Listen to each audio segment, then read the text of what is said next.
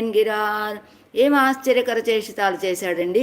అప్పుడే పుట్టాడా, అప్పుడే పెరిగాడా, వెంటనే బయలుదేరి వెళ్ళాడా ఎక్కడికి? అన్నే పెరందు అన్నే వళరందు. ఆవేళే పుట్టాడు, ఆవేళే పెరిగాడు, మహాబలి దగ్గరికి వెళ్ళాడు. ఆ బలిచక్ర దగ్గరికి వెళ్ళి ఎదురుగా నిలబడ్డాడు. ఏం చేశాడు అక్కడ? తాను సొన్నవై ఎల్లాం సెయ్యుంబడి వార్త ఎరుడిచ్చేదు. తాను ఏది చెబితే అది బలిచక్రవర్తి చేసేలాగా మాటలు మాట్లాడాడు. వెళ్ళి యాచన చేశాడా? యాచన చేస్తూ ఉండగానే చెప్పాడు శుక్రాచార్యుడు,